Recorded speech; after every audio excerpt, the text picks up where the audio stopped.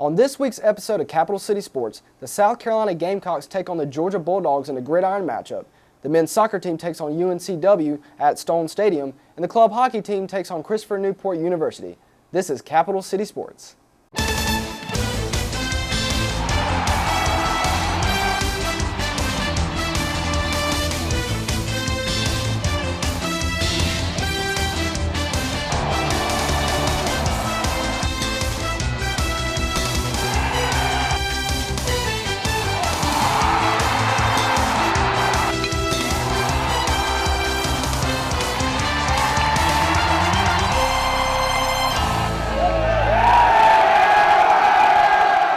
Hello everybody and welcome to this week's episode of Capital City Sports. I'm your host, Nick Jones. The South Carolina Gamecocks got their first victory against the ECU Pirates and look to continue their winning ways against the Georgia Bulldogs. Georgia's top running back Todd Gurley has been a main concern for the South Carolina's defense heading into this matchup. Can the Gamecocks stop the Bulldogs' impressive rushing attack? Let's take it to the highlight. The marquee matchup of the weekend in the SEC and arguably the nation was held right here in Williams-Brice Stadium as the 6th-ranked Georgia Bulldogs rolled into Columbia. The Gamecocks were coming into the game clinging on to their hopes of still winning the SEC East, and beating Georgia would be a huge stepping stone. Let's take it to the highlight. Despite the hour-and-a-half lightning delay, the weather did not dampen the spirits of the Gamecock faithful as they were ready for the game to finally start. The first drive of the game proved to be crucial as Dylan Thompson found Nick Jones over the middle for a catch and run to midfield for a 21-yard gain. Then Rory Busta Anderson for 20 yards on the 32 in Georgia territory. On third down from the 10, Thompson hit Shaq Rowland on a fade route that would give the South Carolina Gamecocks the first score of the game and the first opening drive touchdown of the season. On Georgia's first possession, quarterback Hudson Mason found Isaiah McKenzie for a big gain to the USC 33-yard line. The very next play, Mason dumped the ball off on a screen to Sony Michel, and he would go untouched all the way to the end zone, temporarily silencing the crowd. The next Gamecock possession would be a wasted one, as the option pitch was mishandled and scooped up by Georgia's Lorenzo Carter. South Carolina's defense would hold Georgia to a field goal, making the score 10-7 Bulldogs. USC would answer right back as Thompson swung the ball out to Pharaoh Cooper, who would show some nice moves to get the touchdown, giving the Gamecocks the lead again, 14-10. South Carolina would stop Georgia on third down, but a personal foul by the Gamecocks would keep the Bulldogs' drive moving. Next play, Mason would find tight end Jeb Blazevich, who would make a great one-handed grab over the middle for the first down. On third down, the Gamecocks defense would upend Todd Gurley before he reached the first down, and that would lead to another Georgia field goal, making the score 14-13 South Carolina. The Gamecocks would drive right down the field on their next possession, and Thompson hit Busta Anderson in the back of the end zone for a big score. Next Georgia possession, kicker Marshall Morgan would miss this 44-yard field goal, which would prove costly for Georgia later in the game. South Carolina would get the ball back, and Nick Jones took a huge hit on the sidelines but miraculously held onto the ball, and that would lead to this made field goal by Elliott Fry to conclude the first half. With the second half underway, Georgia gave the ball to their Heisman hopeful Todd Gurley, who would gain 40 yards before being brought down to the USC 25-yard line. On first and goal from the 2, Gurley would power his way through the USC defense, scoring the touchdown, making the score 24-20 South Carolina. South Carolina's offense would respond once again as Brandon Wilds would run the ball all the way down to the 1-yard line, and from there, Dylan Thompson would punch it in, making the score 31-20 in favor of the Gamecocks.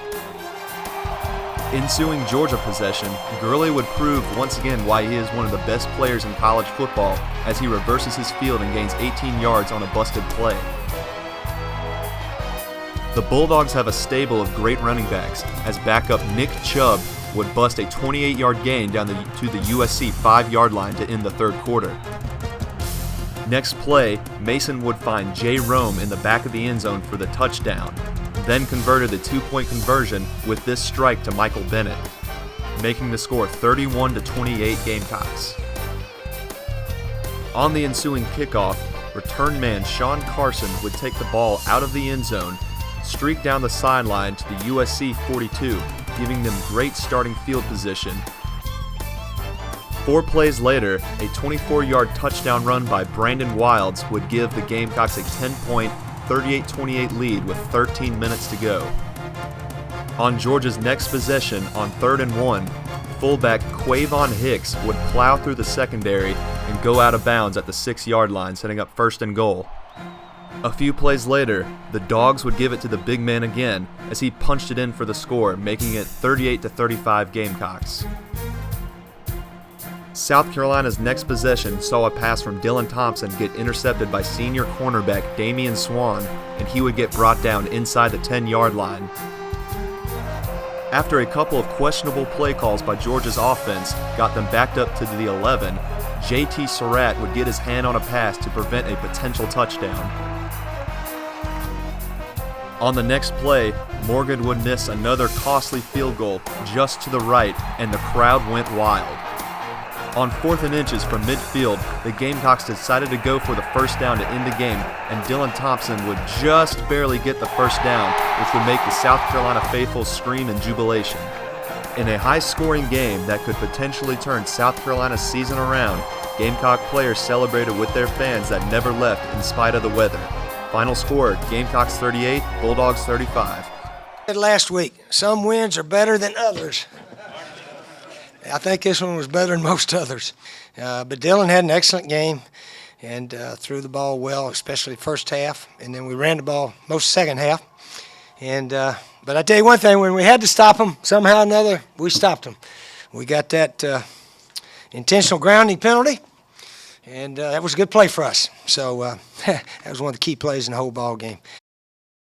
Next week, the Gamecocks travel to Nashville to take on the Vanderbilt Commodores. For Capital City Sports, I'm Stan Smith. The men's soccer team has had a great season so far, and on Friday night they took on UNC Wilmington. Now let's send it over to John Dowdy for more on the game.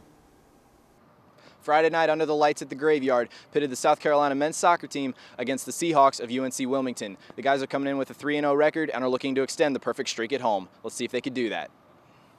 In front of a crowd of 2,847, the Gamecocks honored 3 members of the U.S. Army as part of Operation Hat Trick, and their presence helped pump up the guys before the start of the match. South Carolina set the tone of this match early with Ive Burnett going coast-to-coast unassisted and finding the upper 90 to give the Gamecocks a 1-0 lead after a short 9 minutes of play. It was Burnett's first goal of the season. However, the Gamecocks would be outplayed from there. Wilmington had several corners in the first half, and in the 41st minute, Freddie Zikili puts the rebound past Marco Velez to tie the match at 1 goal apiece. The Seahawks would continue to challenge Velez early in the second half, with consecutive shots coming from inside the box just a few minutes apart. However, UNC Wilmington would cash in again in the 82nd minute off the corner kick. This time it's a poor clearance by the Gamecocks defense, and Jamie Dell is able to blast one by Velez to put the Seahawks up 2-1. Dell's goal would serve as the game winner, and the Gamecocks dropped to 3-1 on the season and at home. Despite striking first, the Gamecocks conceded 10 corners to the visiting Seahawks, and they take this match from South Carolina 2-1. Next week, the guys go to Coastal for another evening matchup. From the Graveyard, I'm John Dowdy, Capital City Sports. The Gamecock Club hockey team season is now underway, and Brett Williams was over at the Plex for coverage of the matchup against Christopher Newport University.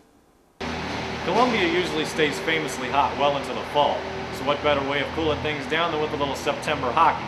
South Carolina club hockey, that is.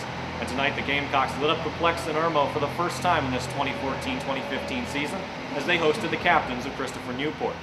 This year South Carolina looks to build on last season's 21-9-2 campaign, those 21 wins being a team all-time best. And last season the Gamecocks fell just a game short of reaching the national tournament, losing to Miami in the South Regional Championship. Getting the Gamecocks that far meant they had to get through Christopher Newport, which they did with a 2-1 victory here at the Plex in February. And the captains are certainly a playoff caliber team led by junior goalie Eric Dumas, who, let's just say, didn't make a lot of friends with the Gamecock faithful the last time he visited Irmo. Let's take it to the highlight. Yes, even club sports get to enjoy Sandstorm, and what a fitting soundtrack for an intense sport. We pick it up in the middle of the first period. South Carolina turnover leads to this Christopher Newport break, and the Captains wouldn't convert on their first opportunity, but they'd get another from the left side. A deep slap shot goes in, and it's 1-0 Captains mid-first. But Christopher Newport would return the favor with another turnover. And it's Eric Patterson who takes it away for the Gamecocks, beats his defender, and then beats Eric Dumas as well for the tying goal. It'll be 1-1 at the end of the first. In the second period, the Gamecocks defense showed up, blanking the Captains, thanks primarily to Danny Collins in net. He stops this wraparound attempt. And then with the puck going around in front, he's there to stop Max Horner backside. South Carolina offense also came alive in the second, working the puck around the perimeter. Brett Topolsky here. He beats Dumas.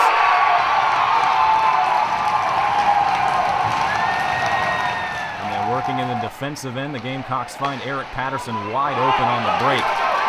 Makes this one look easy. Patterson led the Gamecocks with 22 goals last year. That's a team record. Off to a great start again in 2014. It wouldn't be a hockey game without a little physical play. You see James Hatton lighting up Alex Volosky there. And then it would be a major fight for the puck that ensued in front of Dumas. Gotta love the aggression here. As is always the case at Cock Hockey, the energy on the ice transferred behind the glass, and the Gamecock crowd was pumped up, even to the point of silencing a rogue Bulldog fan on the eve of the Georgia game. Christopher Newport didn't waste any time in the third period. They scored 10 seconds in and then cut further into the Gamecock lead with this David Walsh slap shot. But one more captain turnover would seal this one. Guess who finishes for South Carolina? Eric Patterson. South Carolina sends the crowd home happy in this one with a 6-3 win over Christopher Newport. So a hard-fought win for the Gamecocks on opening night. They'll need to build momentum this season with a tough schedule ahead, featuring the number 1, 2, and 3 teams from last year's end-of-season poll, and of course 3 matchups with the dreaded Clemson Tigers. But for now, a rematch with the Captains looms on Sunday morning. There's no better way to start off a series than with a win. Reporting from Plex Indoor Sports in Irmo, I'm Brett Williams, Capital City Sports.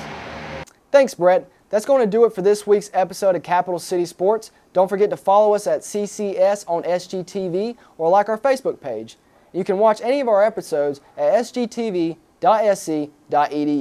That's going to be it for this week's episode of Capital City Sports. I'm your host, Nick Jones, and signing off.